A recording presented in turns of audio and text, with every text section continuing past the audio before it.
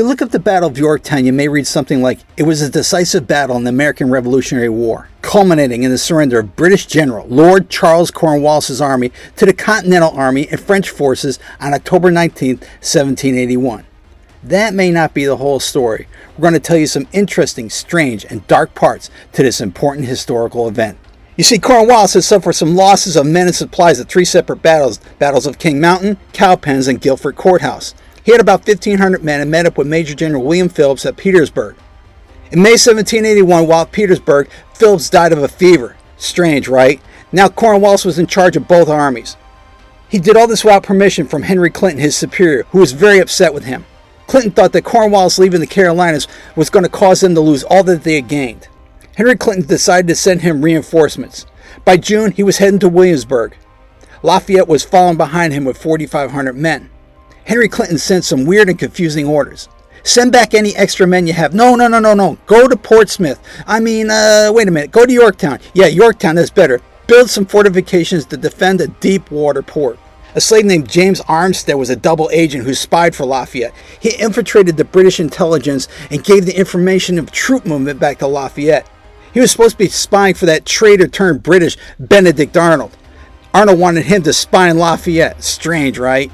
Now Washington and his troops met up with French troops and General Rochambeau. They had to make a decision. Where should we attack? Washington wanted to attack New York. He was the only one. His officers and Rochambeau wanted to go to Cornwallis and Virginia instead. After spirited debate, it all hanged on Admiral de Grasse and his warships from the West Indies.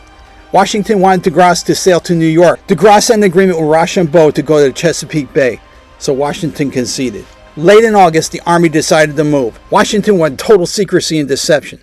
He sent out fake dispatches everywhere that were telling everyone he was going to attack New York after all. Washington even had some bread ovens constructed in northern New Jersey to fool the little British spies into thinking that they were gathering a large presence near Staten Island. It all worked beautifully because General Clinton didn't figure out what was going on until September. Here's something strange. As Americans marched past Philadelphia going into Maryland, they decided to stop and would not go any further until they received a month's pay in hard currency, coin, gold.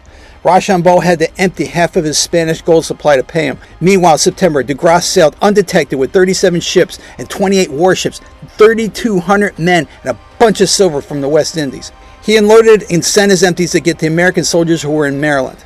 Meanwhile, Admiral de Barras met up with him from Rhode Island, bringing French soldiers and siege equipment. The British sent Admiral Thomas Graves with 19 ships in line. He wanted to sail up the Chesapeake, but he had to engage de Grasse. De Grasse came out to meet him with 24 warships. They called it the Battle of the Capes. On September 5th, it took hours of positioning, but the battle started at 4 o'clock. Graves gave conflicting orders, in line ahead, and close action. He sent his weakest ships out first to meet de Grasse's strongest.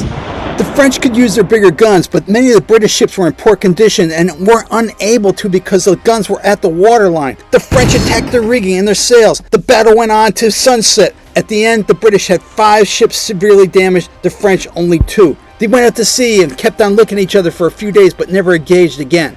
The Chesapeake was sealed off by the French and the British had abandoned Cornwallis. By September 26, Washington now had command of an army of 7,800 Frenchmen, 3,100 militia, and 8,000 Continentals. Cornwallis was digging in. Washington made an assessment and decided to simply bomb them into submission. The men had to build bridges over the swamp. They were hunting wild hogs to eat. As Washington's army moved closer, the British fired cannon at them to little avail. Cornwallis pulled his men back except for redoubts number 9 and 10 in the east and the Fusilier redoubt, which was in the west. Cornwallis got word that Henry Clinton was going to give him 5,000 more men, so he dug in for the fight. On October 6, Washington himself, who had been visiting the front line, ceremoniously started the first parallel with an axe dig. It was going to be 4 feet deep and 10 feet wide, and this was going to be 2,000 yards. They would work in shifts for French and Americans. By the 9th, the cannons for the French and Americans were ready. 3 o'clock that day, the French opened fire and hit a British ship. At 5 o'clock, Washington shot off the first cannon. Legend has it that it hit a table some British officers were dining. Well, you know what was breaking loose. Many deserted. They were all heading for the trenches, hiding. The Americans and French fired all night not to give him a break. They found out that Cornwallis was hiding at the home of Virginia governor and signer of the Declaration of Independence, Thomas Nelson. After serious damage to the house, Cornwallis was sent into a bunker in the garden. He sunk a dozen ships to try to prevent anybody from coming up the harbor. On October 11th, they started digging the second parallel line. They were only 400 yards out. Cornwallis didn't even know about this as it was happening during the night. On October 14th, being only 150 yards away, Washington ordered a major bombardment on redoubts 9 and 10. He planned to attack these redoubts when it was a dark and moonless night. They gave command of the attack on redoubt number 10 to future Secretary of Treasury Alexander Hamilton. Redoubt number 9 had about 120 British soldiers. This was given to the Royal DuPont Regiment. There was 180 or so Hessians in this regiment. It must be stated that 1/3 of the soldiers at Yorktown were Hessians, fighting on both sides. At 6:30, a divisionary light tactic attack was started against a fuselage redoubt. This was just a distraction. There was so much movement in the lines that the British began to panic. American orders were bayonets to be fixed, cold steel, keep it silent. The muskets couldn't be loaded until they reached the redoubts. Everyone was given the password Rochambeau so they could identify themselves. The Americans took it as "Rush on, boys." Sentry called out, "Who goes there?" No one responded. He fired at the Americans. The Americans began hacking at the obey, or the sharpened poles that were sticking out of the redoubt. Hamilton attacked and ran over the redoubt himself. They cut off the rear with Lieutenant Colonel John Lawrence. This also included the diverse 1st Rhode Island Regiment that had many black and Native American soldiers. British fired and threw grenades. It did not work, and the Americans quickly captured the redoubt. What's kind of funny is the Americans were falling into the holes that they made themselves with their own bombardment. At the same time, the redoubt number 9 was being attacked by the French and German soldiers. Same thing. Sentry calls out, "Who goes there?" No reply. The sentry began firing as the Hessians and French began firing back. But when the soldiers saw the French and Germans getting ready for a bayonet charge, they said, "Forget this," and threw down their arms. Now Washington was so close he could shell the town from multiple directions. Cornwallis sent a party of 350 soldiers to attack the lines and spike the cannons. That's to shove a piece of metal into the hole where it's ignited. They were able to spike 6 cannons before the French drove them back. They couldn't even do that right, as by morning all the cannons were fixed. On the 16th, the firing really intensified, as if the French and the Americans were having a competition what they could hit. Cornwallis was so desperate he tried to evacuate to Gloucester Point. Unfortunately, they didn't have enough boats and a major squall hit. That was the end of that idea. The Allies gained more guns and the firing was extreme, maybe up to 1,500 rounds on that day. One of the biggest weapons unknown to the Franco-American forces was one of the smallest: mosquitoes. They were surrounded by swamps and the mosquitoes were everywhere. They spread malaria. Thousands of British soldiers were sick and could not fight. The Americans had been immune to this since they grew up with it. There was a long incubation period, so it had no play with the French. Strange weapon indeed. Over 9 days, the Americans and French fired possibly up to 15,000 rounds. On the morning of the 17th, a drummer and a soldier with a white flag appeared.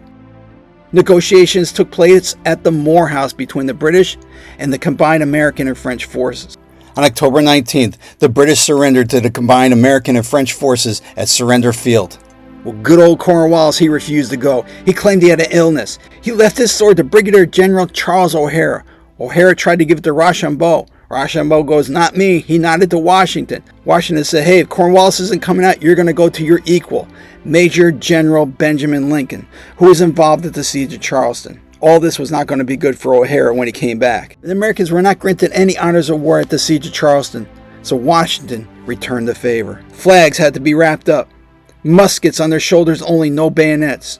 They marched in formations, past the Americans on one side and the French on the other. Some say the British were crying. Many said they were drunk and throwing down their arms violently. They looked at the Americans with sort of a disdain, yet they looked at the French very respectfully. Weird, right?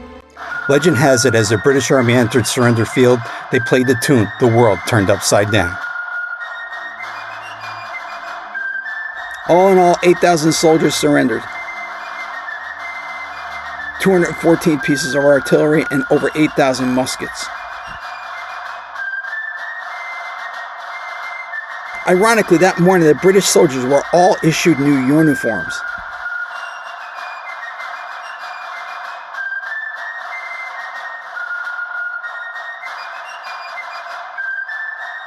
Well, the British suffered about 300 killed and over 500 wounded.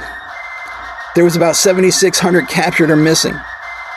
The American forces had 88 killed, 300 wounded. The French had 60 killed and 194 wounded.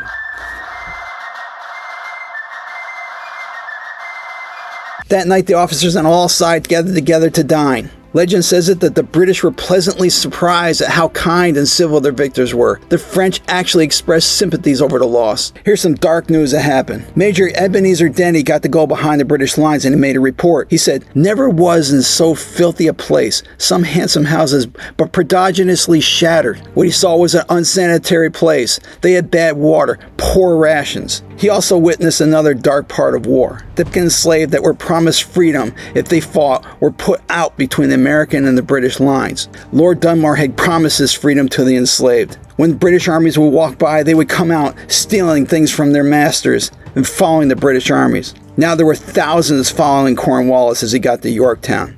Ebenezer Denny wrote, "Many lay sick and dying from various stages of smallpox." Cornwallis, being in a very dire situation, knew he could not care for them. He thought maybe they'd be better off going back. Maybe they'll even infect the Continentals. So the British were really low on provisions.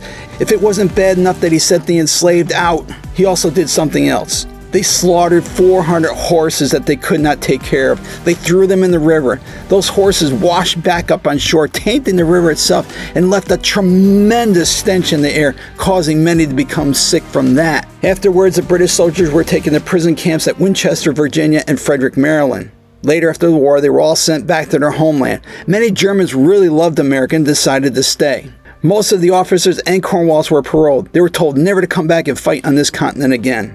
5 days later, orders were given that all the slaves that had tried to join the British Army to be rounded up. They were entrusted to guards on 2 fortified positions on either side of the York River.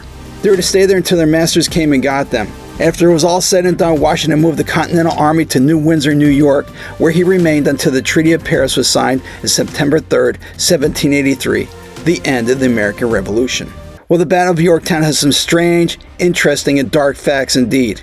Everyone should go visit Yorktown, Virginia, the victorious place that gave birth to a new nation, the United States of America. Well, if you enjoyed this video, please subscribe, share, and give us a like. If you have any comments about the Battle of Yorktown, let us know. We'd love to hear from you. Thanks for watching. We'll see you next time here on Strange History.